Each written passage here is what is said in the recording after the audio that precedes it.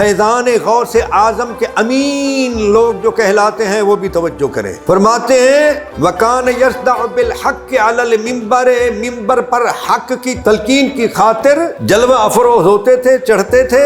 وَيُنْكِرُ عَلَى مَن يُوَلَّ الظَّلَمَةَ عَلَى النَّاسِ، اور لوگوں پر جو کوئی ظلم کرتا یا لوگوں پر کسی ظالم کو کوئی منصب دیا جاتا تو اس پر سختی سے انکار کرتے۔ بھوکوں کو کھانا کھلانا آپ کو نہیں آیا تو آپ کی نماز گئی۔ قرآن کہتا ہے ارأیت الذی یکذب بالدین، کیا آپ نے دیکھا ہے مرتفع دین کے جھٹلانے والے کو؟ فذلک الذی یدعو الیتیم، وہ ہے جو یتیم کو دھکے دیتا ہے۔ عادت اور ہے، قدرت اور ہے۔ عادت یہ ہے کہ ماں بھی ہو باپ بھی ہو بچہ ہے، قدرت یہ ہے کہ نہ ماں ہو نہ باپ ہو انسان بن جائے۔ قدرت یہ ہے کہ باپ نہ ہو صرف ماں ہو بچہ پیدا ہو جائے۔ عادت یہ ہے کہ موسم ہو اور درخت پر پھل آ جائے۔ قدرت یہ ہے کہ موسم ہو نہ ہو تازہ پھل آ جائے اور اللہ کے نبی کو کہنا پڑے یا مریم انا لک ھذا، اے کتھوں آئے ن مریم، اے پھل کتھوں آئے نے۔ یہ قدرت ہے۔ امر بالمعروف اور نہی عن المنکر یہ دونوں ایمان کے لیے ضروری ہیں، ان میں سے کسی ایک پر کوئی اکتفا کرے تو ایمان کامل نہیں ہے۔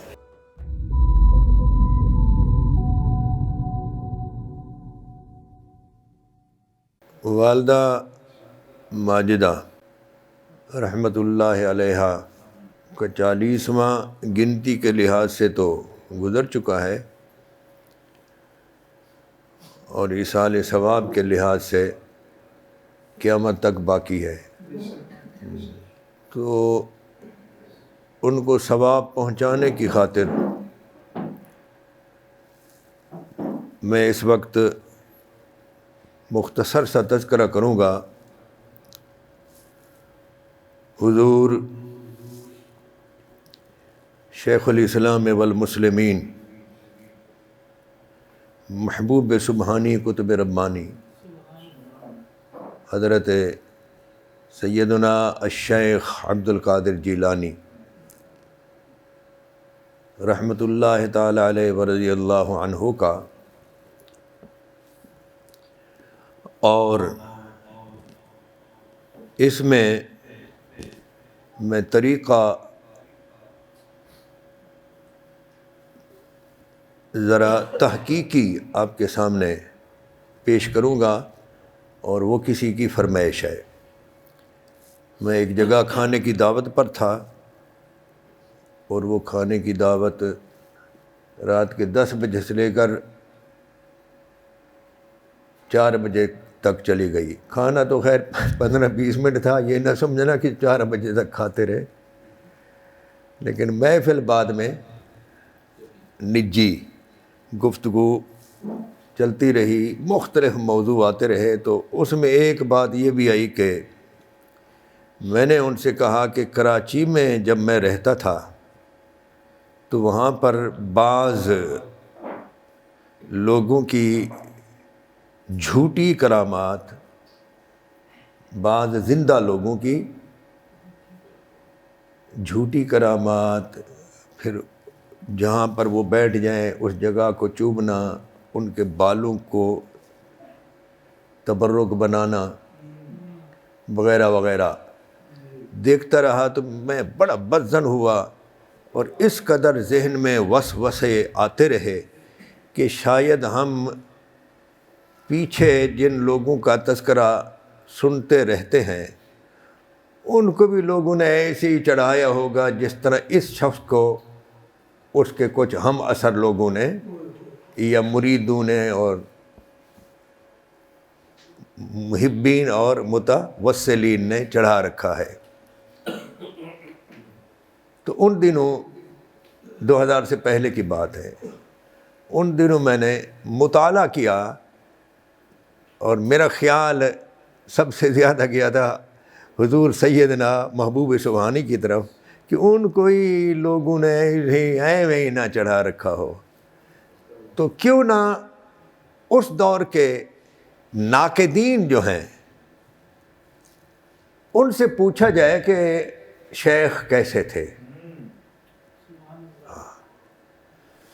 تو ان دنوں میں نے سب سے پہلے جس کتاب کو دیکھا، جب کہ وہ میرے پاس تھی بھی نہیں، دوسری لائبریریوں میں جا کر دیکھا تو وہ یہ کتاب تھی، سیر اعلام النبلاء، شمس الدین ذہبی، بہت بڑا نام ہے، یعنی اتنے بڑے آدمی تھے کہ حافظ ابن حجر عسقلانی رحمۃ اللہ علیہ فرماتے ہیں کہ میں پہلی مرتبہ جب کعبہ شریف میں حاضر ہوا، سعادت حاصل ہوئی، تو حدیثوں میں پڑھ رکھا تھا پہلی نگاہ پر دعا، تو میں نے سب سے پہلے یہ دعا، میں نے کہا یہ دعا مانگوں گا، یا اللہ مجھے ذہبی جیسا بنا دے۔ کون کہہ رہا ہے؟ حافظ الدنیا امام ابن حجر عسقلانی۔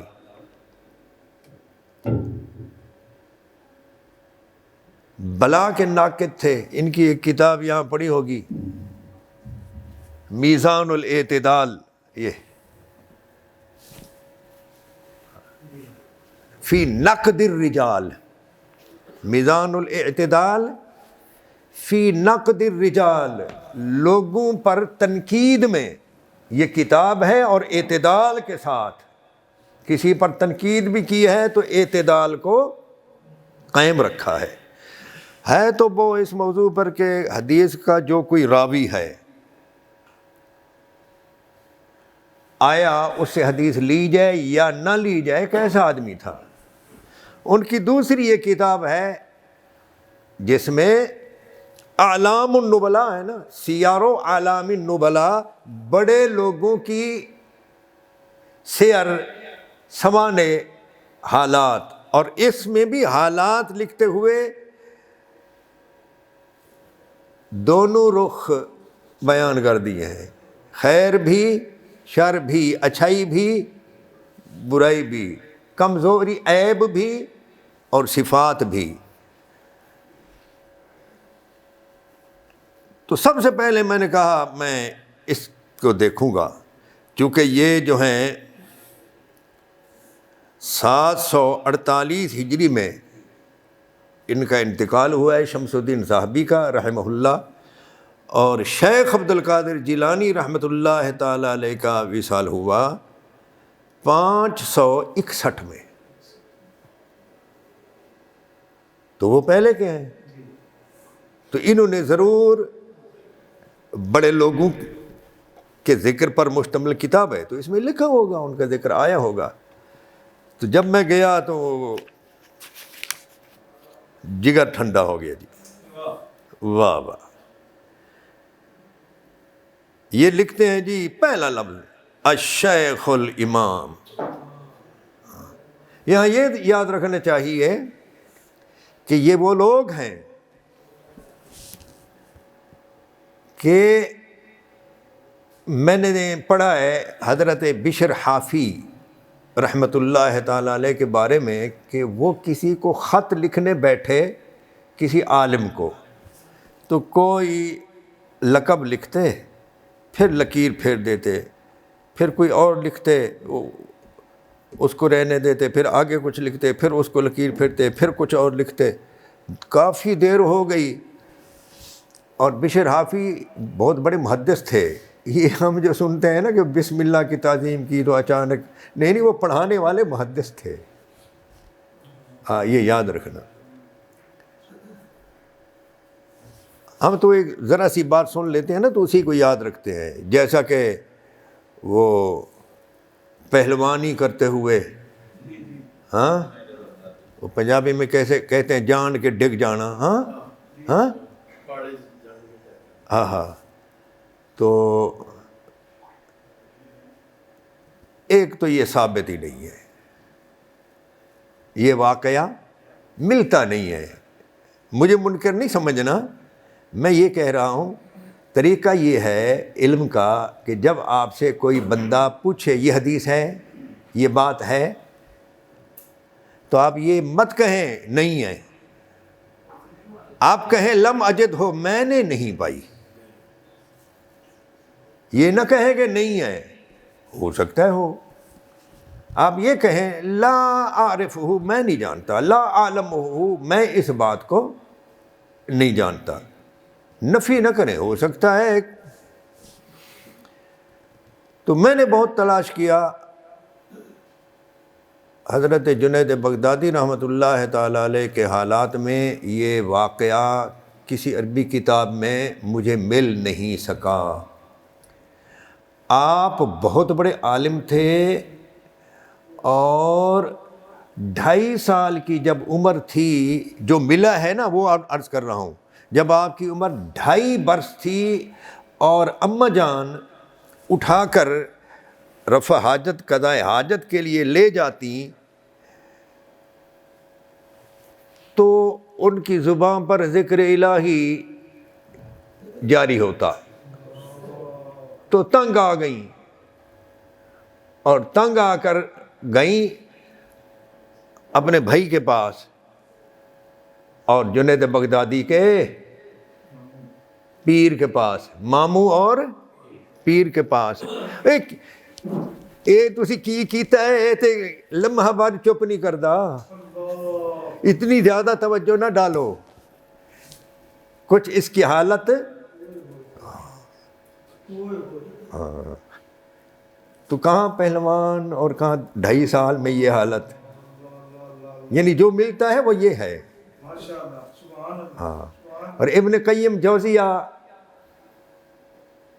کی یہ کتاب ہے مدارج السالکین، سالکین کے مدارج، اور اس میں وہ لکھتے ہیں کہ یہ شخص حقیقتاً سید الطائفہ تھا، اولیاء کے گروہ کا سردار.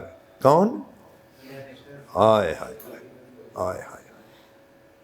اور وہ فرماتے ہیں، یہاں ان کا ایک قول بھی نقل کر دوں جو کشف المحجوب میں آیا ہے.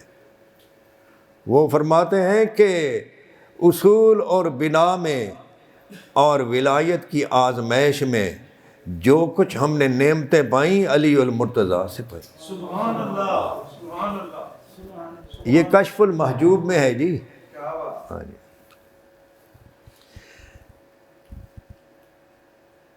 بشرحافی فرماتے ہیں میں لکھتا اور پھر مٹا دیتا، پتہ نہیں یہ صفت ان میں پائی بھی جاتی ہوگی یا نہیں، لکھوں یا نہ لکھوں. ہماری طرح نہیں کہ ہمارے ہاں کا آج کا نقیب کھڑا ہو جاتا ہے، غوث وقت فلاں فلاں فلاں، پتہ نہیں کیا کچھ بنا دیتا ہے اپنے ساتھ بیٹھے ہوئے مقرر کو. وہ عالم بھی نہ ہو، بھلے مقرر ہو صرف. کتنا آپ سنتے ہیں نا. تو پہلے ایسا نہیں تھا. لہذا ذہبی کا ایک ایک لفظ سنیں. وہ شیخ عبد القادر جیلانی رضی اللہ تعالی عنہ کے بارے میں کیا کہتے ہیں؟ الشیخ الامام العالم الزاہد العارف القدوہ. قدوہ امام اور پیشوا. شیخ الاسلام، واقعی شیخ الاسلام.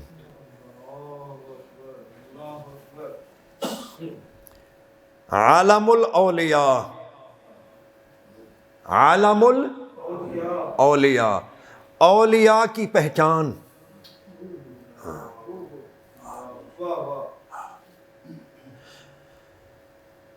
محی الدین، یعنی واقعی دین کو زندہ کرنے والے. نام تو عبد القادر ہے. ابو محمد عبد القادر بن ابی صالح عبداللہ بن جنگی دوست الجیلی الحنبلی شیخ بغداد. مولدہ بجیلان، ان کی ولادت جیلان کے علاقہ میں ہوئی. فی سنت 71 و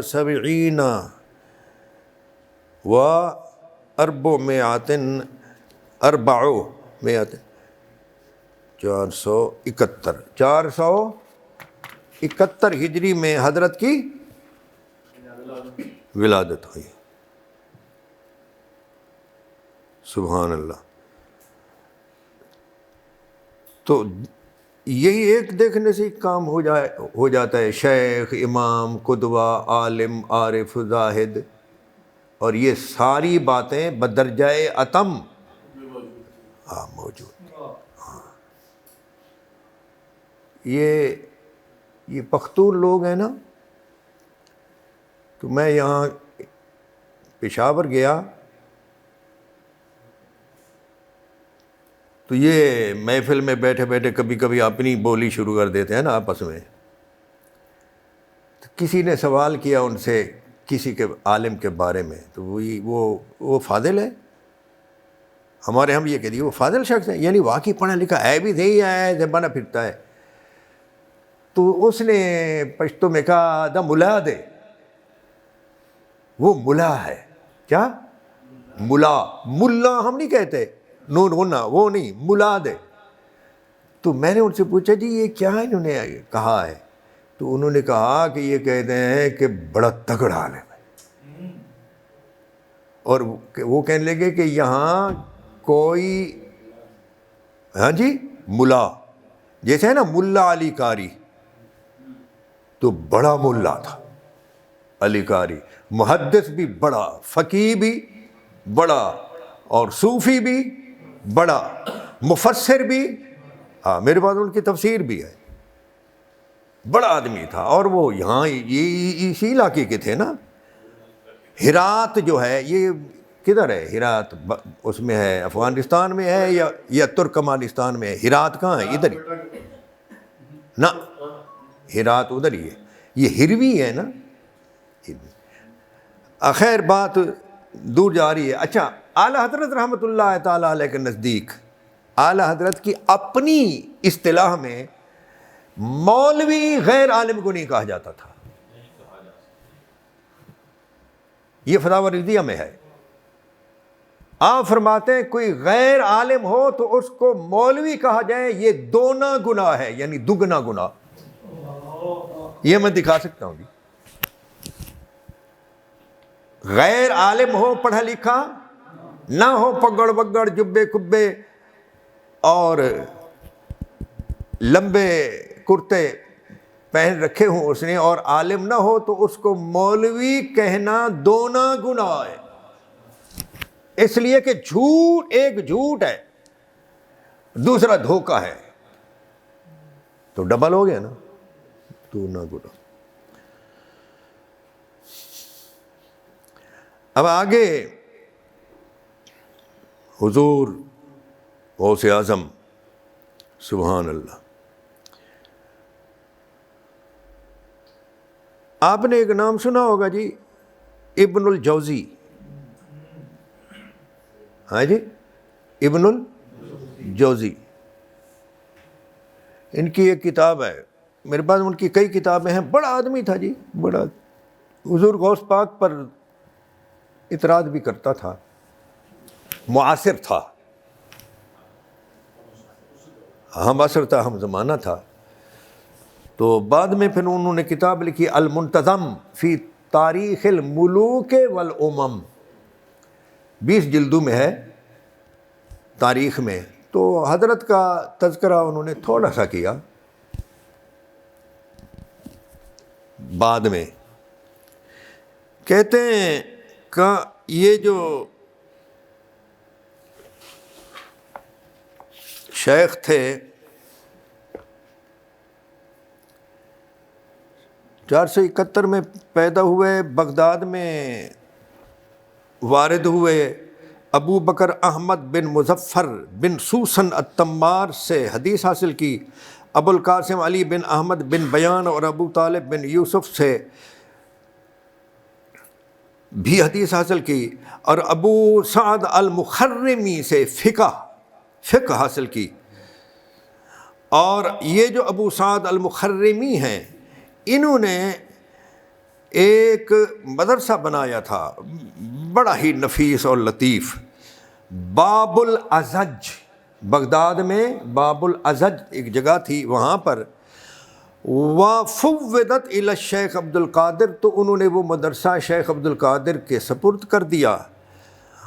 تو شیخ عبد القادر نے لوگوں کو واعظ کیا، ان پر صلاح اور خیر، صلاح نیکی اور خیر جو تھی وہ بالکل عیاں تھی، انہیں دیکھ کر پتہ چلتا تھا یہ صاحب خیر ہیں۔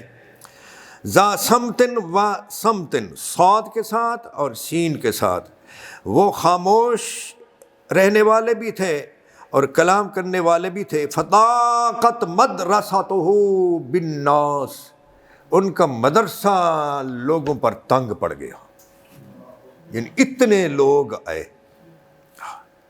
فکان یجلس عند سور بغداد، کہ بغداد کی جو بہت بڑی ایک دیوار تھی نا، جو کہ حفاظت کے لیے بھی ہوتی ہے، وہاں بیٹھ کر وہ درس دیتے تھے۔ یتوب عنده فی المجلس خلق کثیر، ان کی مجلس میں ایک بڑی دنیا طائب ہوئی، خلق کثیر۔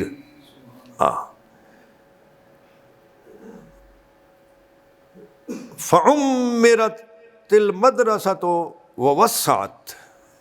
ووسعت، انہوں نے مدرسے کو پھر تعمیر کیا اور اس کو توسیع دی۔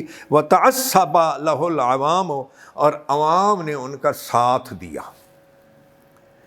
وأقام فی مدرسته یدرس ویعظ، اور وہ اپنے مدرسے میں بیٹھ کر درس دیتے تھے، وعظ کرتے تھے، یہاں تک کہ ربیع الثانی میں ان کا انتقال ہوا اور 90 سال انہوں نے عمر پائی۔ یہ اتنا تذکرہ کیا ہے فقط ابن جوزی نے۔ یہ ابن جوزی کی کہ نواسے کی کتاب ہے، مرآت الزمان فی تواریخ الاعیان، اعیان بڑے لوگوں کی تاریخ میں انہوں نے بھر دیے ہیں جی صفحات، اور کمال کیا ہے۔ انہوں نے کہا، خود انہوں نے اپنے نانا کے الفاظ پہلے نقل کیے اور نقل کر کے کہنے لگا، ہذہ صورت ما ذکرہ جدی، یہ تو وہ اقتباس ہے جو میرے جد نے ذکر کیا، آگے میں کچھ لکھ رہا ہوں۔ تو پھر انہوں نے لکھا، میں اب اس میں سے چند باتیں ذکر کرتا ہوں۔ یہ فرماتے ہیں یہ شیخ حماد دباس سے انہوں نے تصوف لیا۔ آگے ابن جوزی کے نواسے جن کا نام ہے شمس الدین ابو المظفر یوسف بن قضاء الغلی بن عبداللہ المعروف بے سبت ابن الجوزی، ان کی وفات ہوئی ہے 654 ہجری میں۔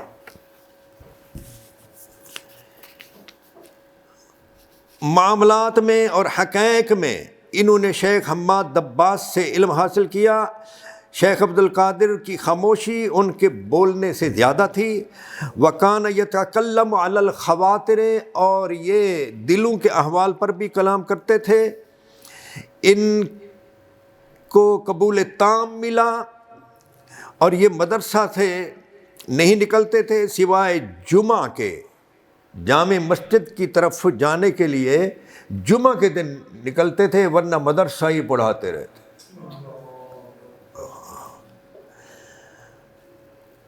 وَتَابَ عَلَى يَدِهِ مُعَظَّمُ اہل بغداد، اہل بغداد کا بڑا حصہ جو ہے انہوں نے حضرت کے ہاتھ پر توبہ کی، اور یہود و نصارہ کی ایک کثرت نے حضرت کے ہاتھ پر اسلام قبول کیا۔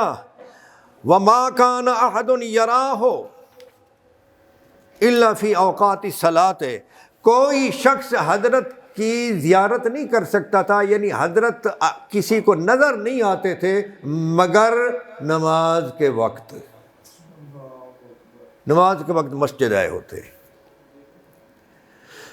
آگے زبردست بات کی ہے، وَكَانَ يَصْدَعُ بِالْحَقِّ عَلَى الْمِنبَرِ، ممبر پر حق کی خاطر جلوہ افروز ہوتے تھے، اور فقط زبردست بات ہے، ذرا قابل توجہ، فیضان غوث اعظم کے امین لوگ جو کہلاتے ہیں وہ بھی توجہ کریں۔ فرماتے ہیں وَكَانَ يَصْدَعُ بِالْحَقِّ عَلَى الْمِنبَرِ، ممبر پر حق کی تلقین کی خاطر جلوہ افروز ہوتے تھے، چڑھتے تھے۔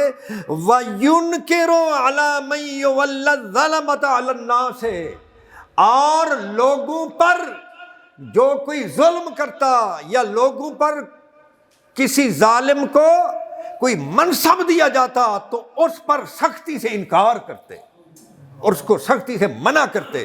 منع کے الفاظ کیا ہیں ذرا دیکھیں، وہ فرماتے ہیں وَلَمَّا وَلَّ الْمُقْتَفِي، مقتفی باللہ نے جب ایک قاضی مقرر کیا ابن المرخم کو،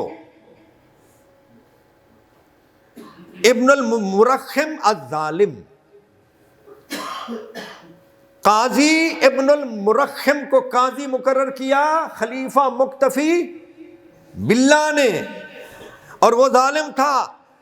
قال علی المنبر، تو منبر پر جلوہ افروز ہو کر شیخ نے فرمایا ولیت علی المسلمین اظلم الظالمین، تو نے مسلمین پر سب سے بڑھ کر ظالم کو مقرر کر دیا ہے قاضی۔ ما جوابک غدا عند رب العالمین، اب کل تیرا رب العالمین کے حضور کیا جواب ہوگا؟ اب اس کو ترجمہ تو آپ نے سن لیا، اب اس کو عربی میں جس طرح سجا کے شیخ نے بیان فرمایا ذرا وہ پھر عربی پر غور کریں۔ ولیت علی المسلمین اظلم الظالمین ما جوابک غدا عند رب العالمین، تو نے مسلمین پر ظالمین کو قاضی مقرر کر دیا، کل رب العالمین کے حضور تیرا کیا جواب ہوگا؟ غیر سیاسی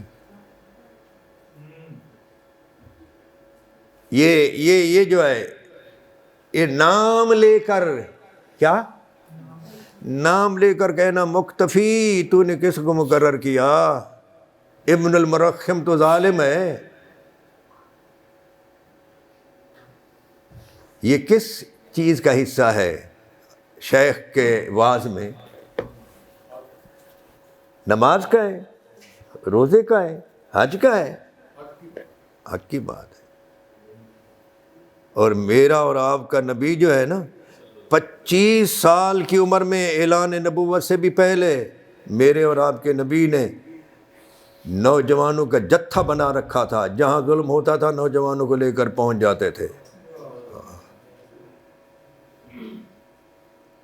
آپ 100% یوں کہہ سکتے ہیں کہ اعلان نبوت سے پہلے کوئی خیر اور صلاح کا جو کام کرنے والا تھا، بظاہر نیکی، نماز روزہ وغیرہ کا کام میرے اور آپ کے نبی سے صادر ہوتا ہوا کوئی دیکھ نہیں سکا، لیکن نہی عن المنکر صادر ہوتی ہوئی دیکھی ہے۔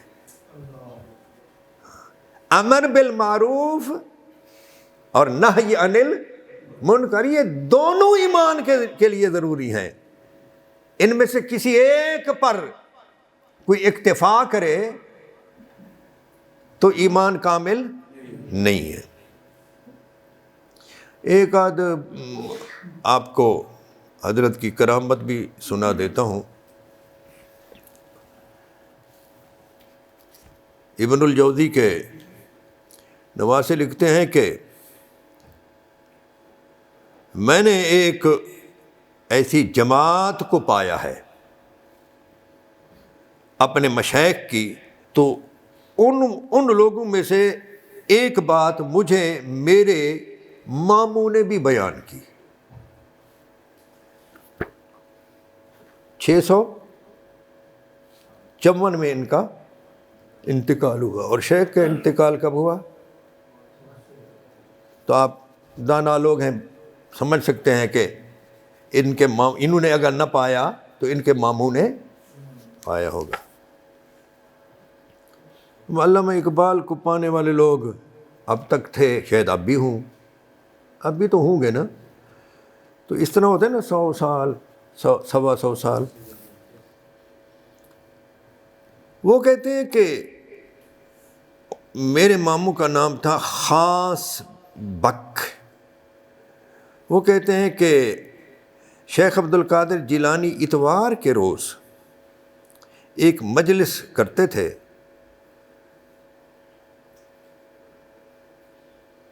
تو میں جا کر، یہاں یہ بھی یاد رکھیے کہ حضرت کی جب مجلس ہوتی تھی یا جمعہ ہوتا تھا، جمعہ یا اور کوئی مجلس، تو بعض لوگ ایک آدھ شب پہلے آ جاتے تھے کہ ان کو جگہ مل جائے.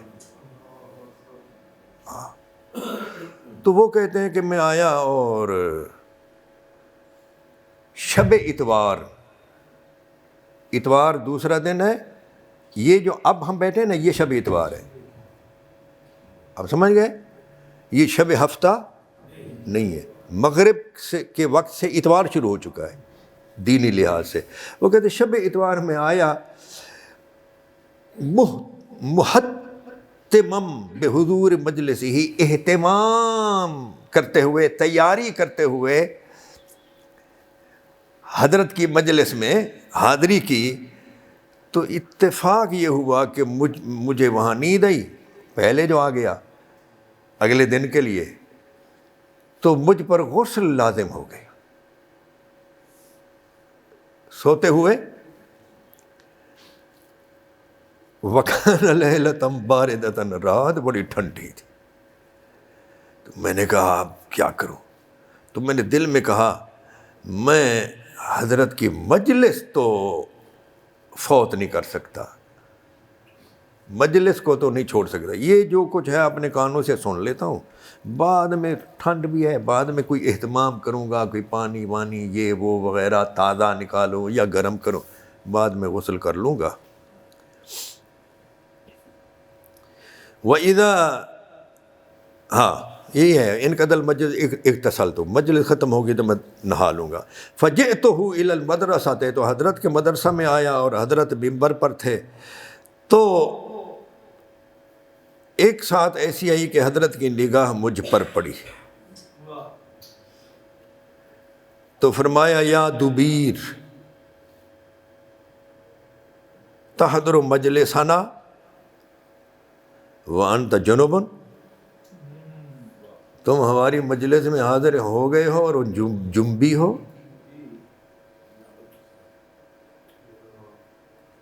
وَتَحْتَجُّ بِالْبَرْدِ، اور ٹھنڈ سے بچاؤ کا ارادہ رکھتے ہو.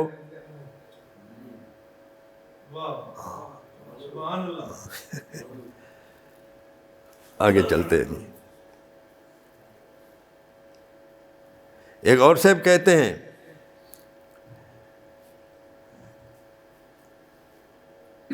مظفر نامی ایک شخص تھے، وہ بھی شب اتوار آئے اور شیخ عبد القادر جیلانی کے مدرسہ میں آ کر نیند کی. لأجل المجلس، کل کی مجلس کی خاطر پہلے آ گئے. وہ کہتے ہیں کہ سردی بڑی تھی. میں رات کو اٹھا اور کہا الہی 5 لکڑیاں بھی اگر مل جائیں اور میں انہیں جلا کر یہ جو ٹھٹھرتے ہوئے ہاتھ ہیں اور سردی ہے اس کا کچھ تدارک کروں. تو شیخ کا ایک چھوٹا سا دروازہ تھا، شیخ چھت پر آئے، اس چھت پر چھوٹا سا دروازہ تھا، وہ دروازہ کھولا. وَبِيَدِهِ 5 رطبات، اور آپ کے ہاتھ میں 5 ٹہنیاں تھیں.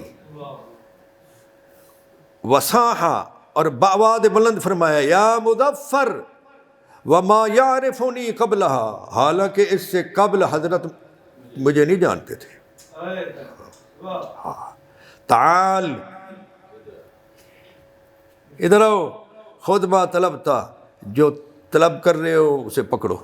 سبحان اللہ، سبحان اللہ. اب اگر کوئی انجینئر ہو یا مولوی ہو تو وہ کہے جی یہ کیسے اور وہ کیسے، وہ اللہ کے بندے، بخاری کو اگر تو مانتا ہے تو بخاری کی یہ بھی مان کہ فرائض کے بعد نوافل پر جب کوئی بندہ مداومت اور ہمیشگی کرتا ہے اور ان نوافل کو جو اپنے ذمے لگا، نوافل لفظ نفل کا معنی پتہ ہے کیا ہے؟ زائد. کیا پورا معنی ہے؟ اصل پر زائد. زائد ہوتا ہی وہی ہے جو کسی اصل پر زائد ہوا. تو نفل کوئی شروع کرے کوئی سے اور اپنے آپ پر لازم کر لے، بخاری میں یہی ہے، فرائض کی ادائیگی کے بعد. تو جب وہ لزوم دکھائے، استقامت دکھائے، تو حتی احببتہ، تو میں اسے محبوب بنا لیتا ہوں. پھر جب میں کسی کو محبوب بنا لیتا ہوں تو اس کے سمع بن جاتا ہوں جن سے وہ سنتا ہے، اس کی بصر بن جاتا ہوں جس سے وہ دیکھتا ہے، اس کے ہاتھ بن جاتا ہوں جن سے وہ، اور اس کے پاؤں بن جاتا ہوں جن سے وہ چلتا ہے. اب یہ ہاتھ پاؤں وغیرہ خود بن جانا نہیں ہوتا، اس کے ہاتھوں میں، اس کے پیروں میں، اس کی آنکھوں میں، اس کے کانوں میں میری وہ طاقت آ جاتی ہے جو فطری طاقت سے ہٹ کر ہوتی ہے. فطری طاقت مسلم اور غیر مسلم، عبادت گزار اور غیر عبادت گزار دونوں کو حاصل ہے. یہ کان، دو کان مسلم کو بھی حاصل ہیں، غیر مسلم کو بھی حاصل ہیں.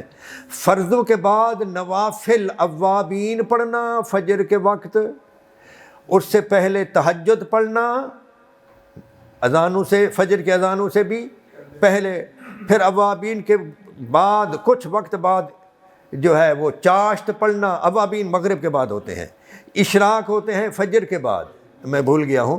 اشراق پڑھنا فجر کے بعد، اس کے بعد پھر چاشت پڑھنا، مغرب کے بعد اوابین پڑھنا، تہجد پڑھنا اور دیگر وظائف وغیرہ اپنے آپ پر لازم کر لینا، اور پھر اس میں ناغا نہ آنے دینا. یہ معمولی بات نہیں ہے جی، یہ معمولی بات نہیں ہے. تو ایسا شخص جب ہوتا ہے تو اس کو میں محبوب بنا لیتا ہوں، اس کے کان، اس کی آنکھیں، اس کے ہاتھ پیر بن جاتا ہوں. تو پھر اس کے ان اعضاء میں وہ طاقت نہیں ہوتی جو فطری ہے، وہ طاقت نہیں ہوتی جو عادتاً ہے، وہ طاقت آ جاتی ہے جو قدرتاً ہے. جو عادت اور ہے، قدرت اور ہے. عادت یہ ہے کہ ماں بھی ہو، باپ بھی ہو، بچہ ہے. قدرت یہ ہے کہ نہ ماں ہو نہ باپ ہو، انسان بن جائے. قدرت یہ ہے کہ باپ نہ ہو، صرف ماں ہو، بچہ پیدا ہو جائے. عادت یہ ہے کہ موسم ہو، ہاں جی، موسم ہو اور درخت پر پھل آ جائے. قدرت یہ ہے کہ موسم ہو نہ ہو، تازہ پھل آ جائیں اور اللہ کے نبی کو کہنا پڑے یا مریم انا لک ھذا، اے کتھوں آئے ن مریم، اے پھل کتھوں آئے نے. یہ قدرت ہے. اب سمجھ گئے؟ تو اب بات کسی کی ہو اور اس کے حوالے سے خدا کی قدرت بیان کی جا رہی ہو، میں نے ہون کر کے دکھاؤ، میں نے کر کے دکھاؤ، اے کوئی کر کے دکھائے، اے ملا اے کر کے. اللہ کے بندے، ایک کرنا ہوتا ہے، ایک بیان ہوتا ہے. مولانا زکریا سہارنپوری، میں ان کی تعظیم کرتا ہوں، تبلیغی نصاب ہے جن کی، بڑے اچھے آدمی تھے.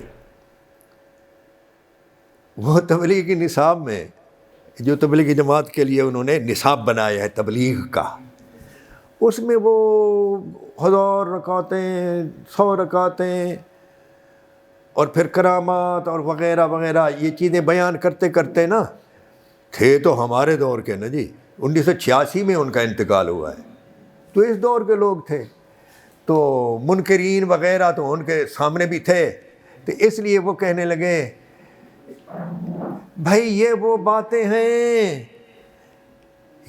باتیں ہیں جن کو اپنے عمل میں لانا اور ان پر استقامت دکھانا تو کجا، میرے دور کا آدمی ان باتوں کو مان لے تو غنیمت ہے۔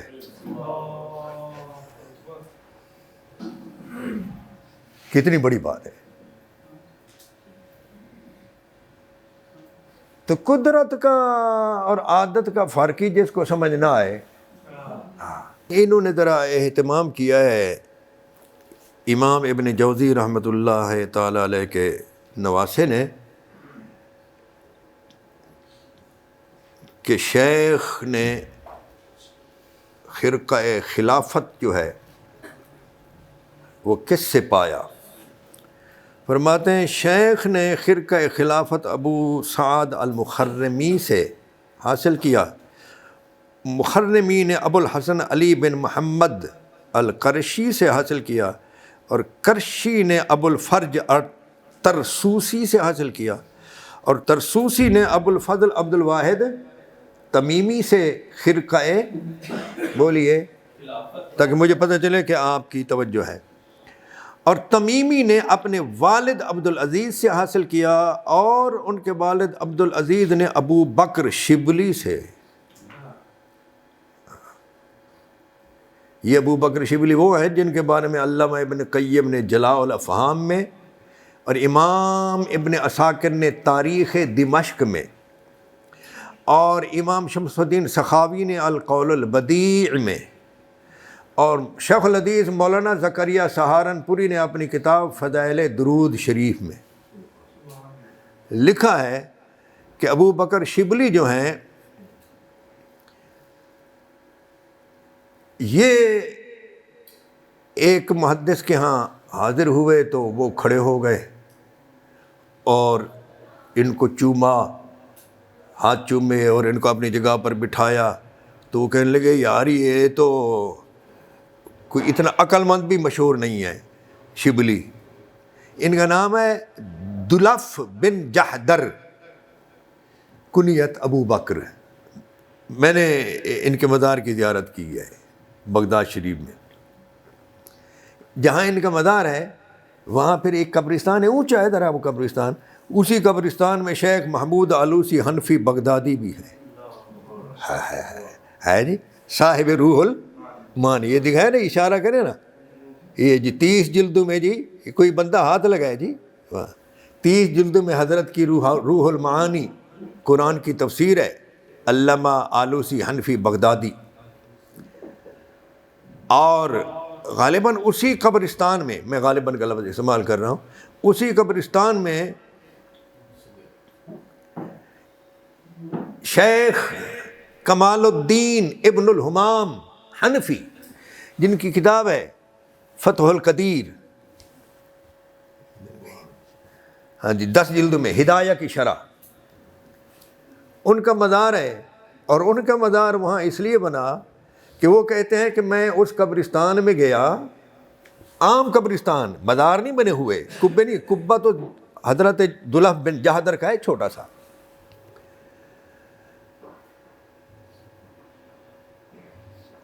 تو میں پڑھ رہا تھا سورہ ہود، تو سورہ ہود میں ایک آیت آتی ہے یوم یاتے لا تکلموا الا باذنہ، وہ دن کہ جب کوئی کلام نہیں کر سکے گا مگر اس کی اجازت سے، فمنہم شقی و سعید، تو ان میں سے کچھ شقی بدبخت ہوں گے، کچھ سعید نیک بخت ہوں گے، یہ آیت ہے۔ اب سورہ ہود پڑھ لے تو آیت درمیان میں آ گئی، کہتے جب میں نے یہ آیت پڑھی میرے نیچے سے آواز آئی یا کمال، کمال الدین تھا نا ان کا نام، یا کمال لیس فینا شقی، تم جس جگہ پر آج کھڑے ہو یہاں کوئی شقی نہیں ہے، تو وہ کہتے ہیں میرے رونگٹے کھڑے ہو گئے اور میں نے اپنے حواس کو سنبھالا اور قرات وہاں وہیں رہ گئی، اور ادھر دیکھا ادھر دیکھا ادھر دیکھا تو ایک شخص نظر آیا۔ میں نے کہا یار میں یہاں کھڑا تھا، یہاں کون کون مدفون؟ کہنے کہ بالکل جہاں تم کھڑے ہو اور جہاں سے تمہیں آواز آئی، یہ شیخ عطا اللہ سکندری رحمۃ اللہ علیہ ہیں، نقش بندیوں کے وہ ہیں۔ یہ ان کی ایک کتاب آتی ہے حکم الامام عطا اللہ سکندری، یہ سکندریہ اس میں ہے، مصر میں۔ تو کہتے ہیں یہ ان کا مزار ہے۔ تو کہتے ہیں میں نے پھر وصیت کی کہ مجھے یہاں دفن کیا، یہ وہ قبرستان۔ تو ابو بکر شبلی آئے تو محدث نے کھڑے ہو کر ان کو چوما اور پھر ان کو اپنی جگہ پر بٹھایا۔ تو لوگوں نے کہا یار بغداد میں یہ تو بس دیوانہ سا مشہور ہے، آپ اس کی اتنی تعظیم کیوں کرتے ہو؟ انہوں نے کہا میں نے حضور اکرم صلی اللہ تعالیٰ علیہ وآلہ وسلم کی کچہری میں ان کو آتے دیکھا، میں پہلے بیٹھا تھا، یہ آئے تو حضور کھڑے ہو گئے۔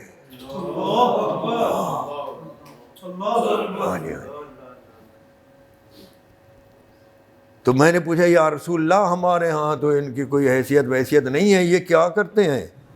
تو حضور نے فرمایا یہ فرد نمازوں کے بعد سورہ توبہ کی آخر کی 2 آیتیں، لَقَدْ جَاءَكُمْ رَسُولٌ مِّنْ أَنفُسِكُمْ عَزِيزٌ عَلَيْهِ مَا عَنِتُّمْ حَرِيصٌ عَلَيْكُمْ بِالْمُؤْمِنِينَ رؤوف الرحیم۔ آگے کیا ہے؟ فَإِن تَوَلَّوْا بَهُوَ رَبُّ یہ پڑھتے ہیں اور 3 مرتبہ کہتے ہیں صلی اللہ علیہ یا محمد، صلی اللہ علیہ یا محمد، صلی اللہ علیہ یا محمد۔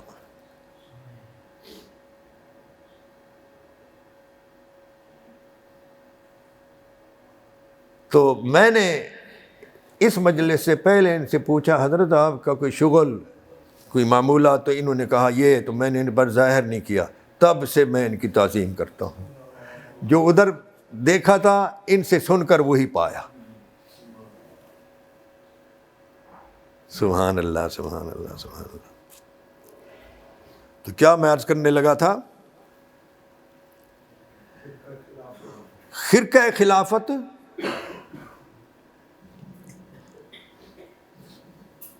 عبد العزیز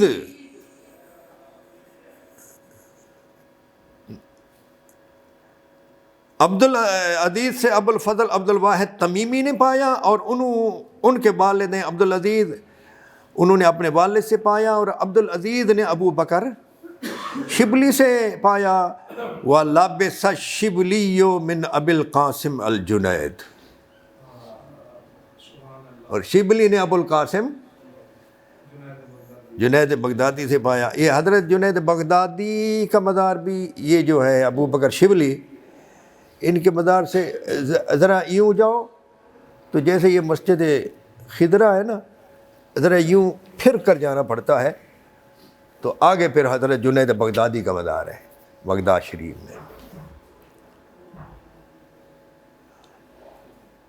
اور جنید نے اپنے ماموں سری سختی سے یہ چیز پائی، اور سری سختی نے من معروف الکرخی، انہوں نے کس سے پایا؟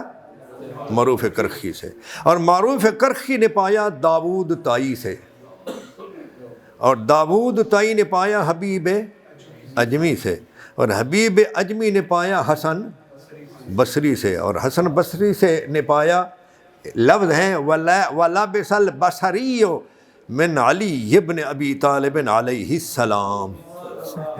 یہ کتاب کے لفظ ہیں۔ ہاں، انہوں نے علی بن ابی طالب علیہ السلام سے پایا۔ آگے یہ لکھتے ہیں امام ابن جوزی کے نواسے، وَلِلْخِرْقَةِ طَرِيقٌ آخَرٌ إِلَىٰ عَلِيِّ بْنِ مُوسَىٰ الرِّضَا،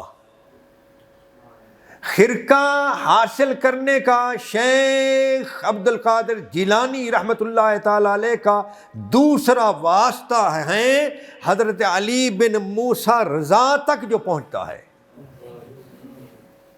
کہاں تک پہنچتا ہے؟ موسیٰ رضا تک پہنچتا ہے۔ تک سے پہلے کیا ہے؟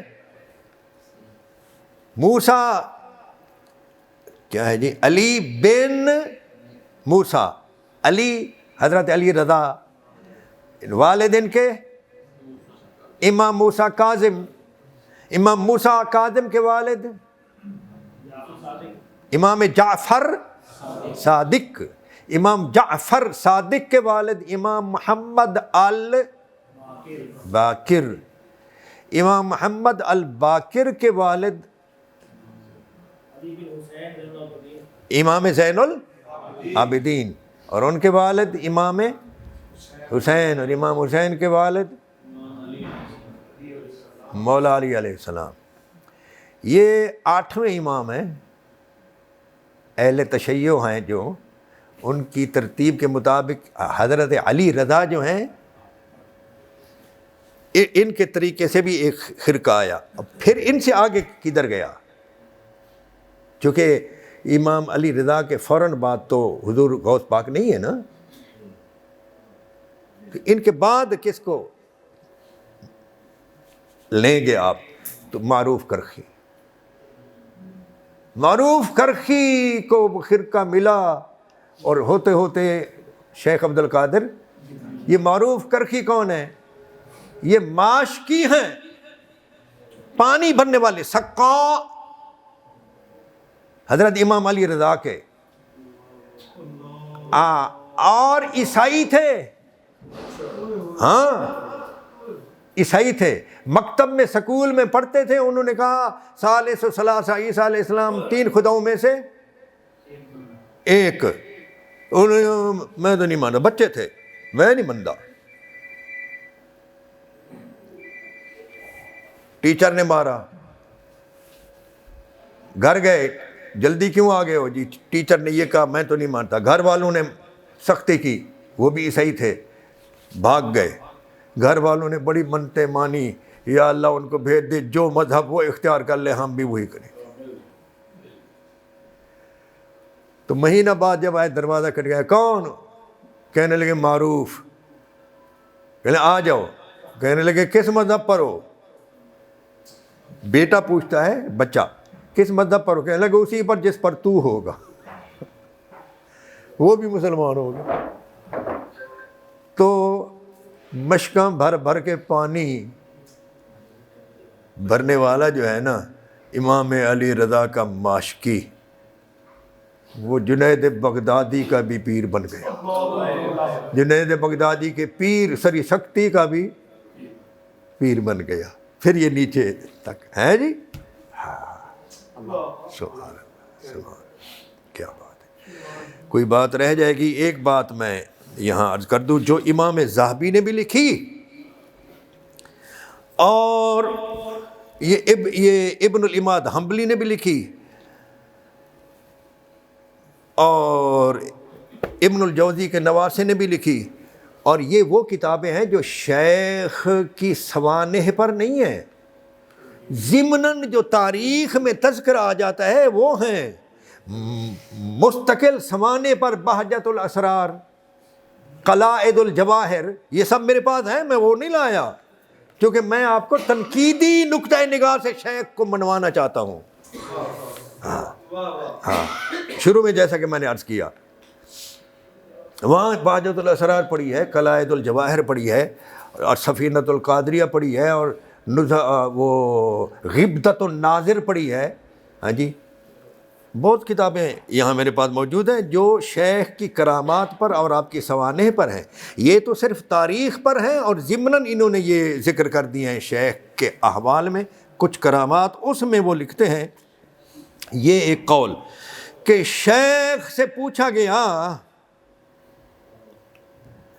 کہ آپ یہ فرمائیں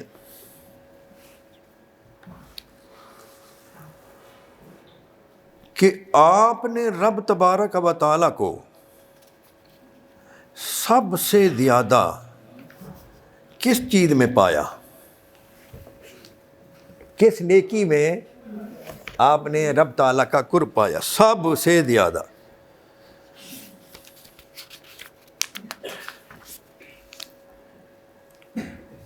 واہ واہ واہ واہ واہ واہ۔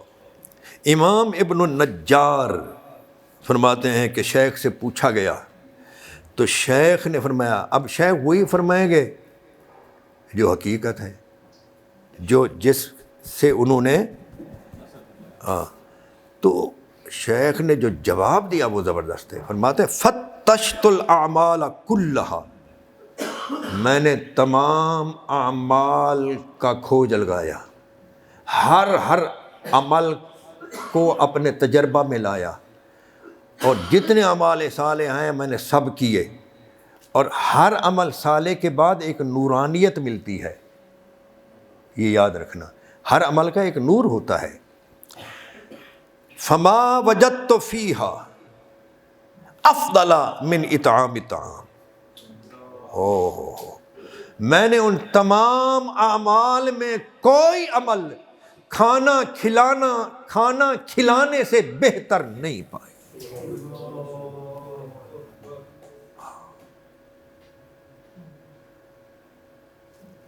شیخ کا یہ قول اکثر نے نقل کیا ہے، اودو میری جان توڑ کر خواہش ہے، احبو نہیں ہے، اودو ہے، جان توڑ خواہش، شدید خواہش۔ اودو لو کانت الدنیا بیدی، اگر ساری دنیا میرے ہاتھ میں ہوتی،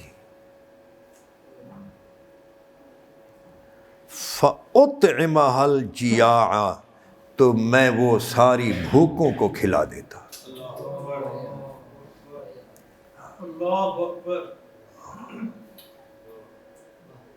یہاں ایک لمبی حدیث ہے، اس کا ایک جملہ میں آپ کو سنا دیتا ہوں، جس حدیث میں حضور فرماتے ہیں کہ میں نے تہجد کی نماز پڑھی، نماز پڑھ کر میں بیٹھے بیٹھے اونگنے لگا، رب تبارک و تعالیٰ نے مجھے اپنا دیدار، میرے اس بیٹھ کر اونگنے کی حالت میں رب تعالیٰ نے مجھے اپنا دیدار کرایا، اور پوچھا سب سے بلند فرشتے کس چیز میں بحث کر رہے ہیں؟ میں نے عرض کیا میں تو نہیں جانتا۔ پھر پوچھا، میں نے عرض کیا میں نہیں جانتا۔ پھر رب تبارک و تعالیٰ نے اپنا بے مثل دست قدرت میرے دونوں کندھوں کے درمیان پیچھے آگے بولے یار رکھا، تو میں نے اس کی ٹھنڈک اپنے سینے میں پائی اور مجھ پر ہر چیز روشن ہو گئی۔ تو پھر رب تعالیٰ نے پوچھا آپ بتلائیے سب سے بلند ترین فرشتے کس بات میں بحث کر رہے ہیں؟ میں نے عرض کیا کفارات میں اور درجات میں۔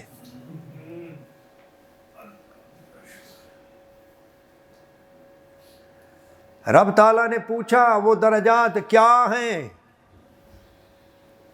اب ظاہر بھی تو خود اس نے کی ہے نا، ہاتھ رکھ کر، تو جانتا تو ہے۔ تو میں نے عرض کیا درجات کی باتیں یہ ہیں، طعام کھلانا، سلام پھیلانا، اور نرم کلام کرنا۔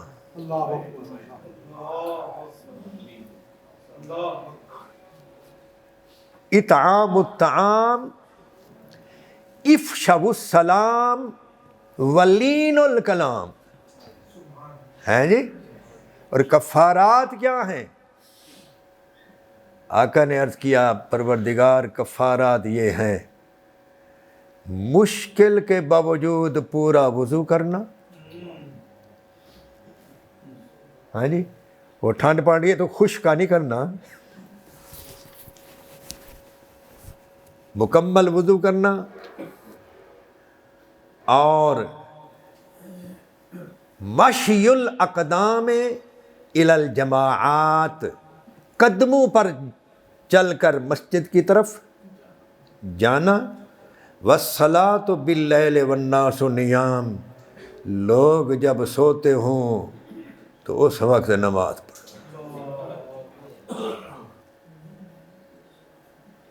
اللہ تبارک و تعالی ان ساری باتوں پر عمل کرنے کی توفیق عطا فرمائے۔ اور ان ساری باتوں میں سے شیخ عبد القادر جیلانی رضی اللہ تعالیٰ عنہ نے فتشت الاعمال کلھا کہہ کر فرمایا میں نے تمام اعمال کو آزمایا ہے، لیکن اطعام و طعام، طعام کھلانے سے بہتر افضل کوئی اور پتہ ہے کیا ہے؟ اس پر پھر میں قرآن پیش کروں. یہ طعام، اچھا شیخ جو طعام کھلاتے تھے نا، وہ امیر اور غریب سب کے لیے. شیخ کی سوانے کی بات کتابوں میں نے خود پڑھا ہے، عربی کتابوں میں، کہ مغرب کے بعد نماز فوراً ادا کر کے کچھ لوگ خلفاء خدام مسجد کے دروازے کے باہر یا آپ کی رباط وہ جہاں فقراء اپنی عبادت کرتے ہیں، ہاں، اس کے باہر کھڑے ہو کر آواز لگاتے، اے یارا کھانا کھاتے جاؤ، کھانا کھاتے جاؤ بھائی، کھانا کھاتے جاؤ، کھانا کھاتے جاؤ، آؤ کھانا کھاتے جاؤ. سبحان اللہ، سبحان اللہ، سبحان اللہ، سبحان اللہ. تو قرآن ہے. تمام اعمال جو حضرت نے آزمائے، آپ کے نزدیک سب سے بڑا عمل کیا ہے جی؟ سب سے بڑی عبادت کیا ہے؟ بولیں، اونچا بولیں. یہی ہے نا، اول ما یحاسب بہ العبد الصلاۃ. اول سب سے پہلے جس میں حساب کیا جائے گا، محاسبہ کیا جائے گا بندے کا، وہ کیا ہے؟ نماز. تو نماز سب سے مقدم. آؤ اطعام و طعام نہ ہو تو نماز گئی. ہاں، بھوکوں کو کھانا کھلانا آپ کو نہیں آیا تو آپ کی نماز گئی. قرآن کہتا ہے ارأیت الذی یکذب بالدین، کیا آپ نے دیکھا ہے مصطفیٰ دین کے جھٹلانے والے کو؟ فذلک الذی یدعو الیتیم، وہ ہے جو یتیم کو دھکے دیتا ہے. ولا یحض علی طعام المسکین، اور مساکین کو کھانا کھلانے کی رغبت نہیں دیتا. اپنے پاس طاقت نہیں، جانتا ہے وہ فلاں شخص کھانا کھلا سکتا ہے، اس کو بھی نہیں کہتا او یار انہوں کھانا کھلا دو، اے مستحق ہے. یہ بھی جو نہیں کہتا، فویل للمصلین، ایسے نمازیوں کے لیے ہلاکت ہے. الذین هم عن صلاتهم ساہون، جو اپنی نمازوں کے مقصد کو بھلا بیٹھے ہیں. الذین هم یراؤون، دکھاوا کرتے ہیں. وَيَمْنَعُونَ الْمَاعُونَ، اور مانگنے کے باوجود استعمال کی چیزیں نہیں دیتے. ایک گھر کی استعمال کی چیزیں دوسرے گھر کو، ان میں سے کوئی نہ کوئی چیز کبھی ضرورت پڑ جاتی ہے. کبھی کسی کو کرسی کی ضرورت، کبھی کسی کو ڈول کی ضرورت، کبھی کسی کو رسی کی ضرورت، آج کل استری کی ضرورت، ایک دو کرسیوں کی ضرورت. یہ چیزیں ہیں نا، گرینڈر کی ضرورت ہے، جوسر کی ضرورت ہے. یہ چیزیں ضرورت کی جو آپ کے ذہن میں آتی رہیں، آپ کے گھر سے اٹھا کر دوسرے گھر میں وہ جا سکتی ہیں جو. تو ایسی چیزیں مانگنے کے باوجود کوئی نہیں دیتا. قرآن کہتا ہے یکذب بالدین، وہ دین کا انکار کرنے والا ہے. تو بولیے شیخ نے صحیح فرمایا یا نہیں؟ اب نماز کو یہ کھانا نہ کھلانے نے اڑا دیا یا نہیں، اور بے دین بنا دیا یا نہیں؟ قرآن ہے. تو شیخ کا یہ تجربہ جو ہے یہ مبالغہ نہیں ہے، یہ حقیقت ہے. اگر کسی کو